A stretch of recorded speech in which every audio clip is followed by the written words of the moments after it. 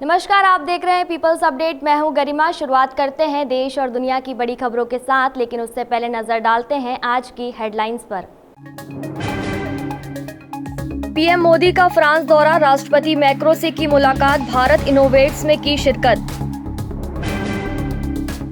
केंद्र सरकार का बड़ा फैसला, 100% शुद्ध एथेनॉल को ईंधन के रूप में मंजूरी। टीएमसी में बड़ा बदलाव, सयानी घोष को युवा अध्यक्ष पद से हटाया, अर्नब बनर्जी को नई जिम्मेदारी।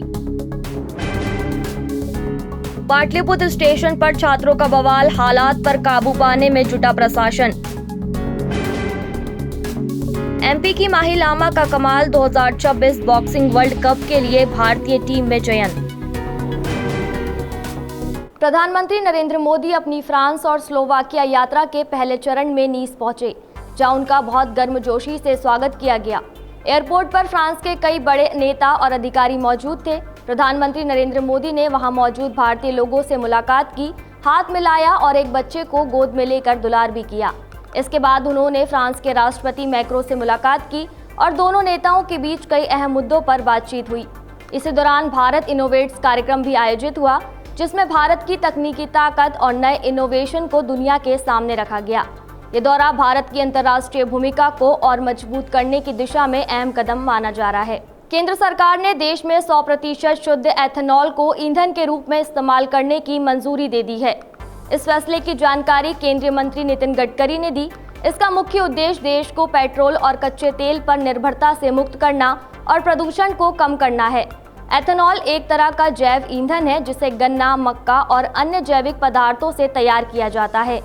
इसे गाड़ियों में पेट्रोल के विकल्प के रूप में इस्तेमाल किया जा सकता है। सरकार का मानना है कि इस बदलाव से पर्यावरण को फायदा होगा और किसानों को भी आर्थिक रूप से लाभ मिलेगा, क्योंकि उनकी फसलें एथेनॉल उत्पादन में काम आएगी। ऑटोमोबाइल कंपनियां भी इस तकनीक को अपनाने के लिए तैयार है और जल्द ही 100% एथेनॉल से चलने वाले वाहन बाजार में देखने को मिल सकते हैं। ये भारत के ऊर्जा क्षेत्र में एक बड़ा बदलाव माना जा रहा है। टीएमसी ने बड़ा बदलाव करते हुए सयानी घोष को टीएमसी यूथ के अध्यक्ष पद से हटा दिया है। उनके हटाए जाने के बाद पार्टी के अंदर हलचल और तेज हो गई है।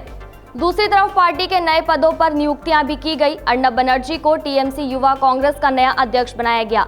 इसके साथ ही कुणाल घोष को उत्तर कोलकाता संगठनात्मक जिले का अध्यक्ष नियुक्त किया गया। उन्होंने इस पद पर सांसद सुदीप बंदोपाध्याय की जगह ली। इसी बीच खबर ये भी है कि आने वाले समय में टीएमसी के बागी सांसद लोकसभा स्पीकर से मुलाकात कर सकते हैं। बिहार की राजधानी पटना के पाटलिपुत्र रेलवे स्टेशन पर सिपाही भर्ती परीक्षा के दौरान भारी हंगामा देखने को मिला। परीक्षा देने आए हजारों छात्रों में से कुछ ने स्टेशन पर तोड़फोड़ और हंगामा शुरू कर दिया। छात्रों का आरोप था कि व्यवस्था ठीक नहीं थी और ट्रेनों की कमी थी। स्थिति इतनी ज्यादा बिगड़ गई कि कई जगह ट्रेनें रोक दी गई और रेलवे संपत्ति को नुकसान पहुंचाया। हालात को काबू करने के लिए पुलिस को कार्रवाई करनी पड़ी और कुछ लोगों को गिरफ्तार भी किया गया। इस दौरान कुछ पुलिसकर्मी घायल हो गए। प्रशासन का कहना है कि कुछ असामाजिक तत्व भी भीड़ में शामिल हो गए थे, जिन्होंने माहौल को और बिगाड़ दिया। बाद में स्थिति को नियंत्रण में लाया गया और अतिरिक्त सुरक्षा बल तैनात किए गए। मध्य प्रदेश के भोपाल स्थित राज्य बॉक्सिंग अकेडमी की खिलाड़ी माही लामा ने देश का नाम रोशन किया है। उनका चयन 2026 बॉक्सिंग वर्ल्ड कप के लिए भारतीय टीम में हुआ है। माही 60 किलोग्राम भार वर्ग में भारत का प्रतिनिधित्व करेगी। ये प्रतियोगिता 15 से 20 जून 2026 के बीच आयोजित होगी, जिसमें दुनिया भर के खिलाड़ी हिस्सा लेंगे। माही पहले भी कई राष्ट्रीय प्रतियोगिताओं में अच्छा प्रदर्शन कर चुकी है और अब उन्हें अंतर्राष्ट्रीय स्तर पर अपनी प्रतिभा दिखाने का मौका मिला है। उनके चयन से मध्य प्रदेश के खेल जगत में खुशी का माहौल है। कोच और खेल विशेषज्ञों को उम्मीद है कि इस बड़े मंच पर शानदार प्रदर्शन कर देश के लिए पदक जीत सकती हैं।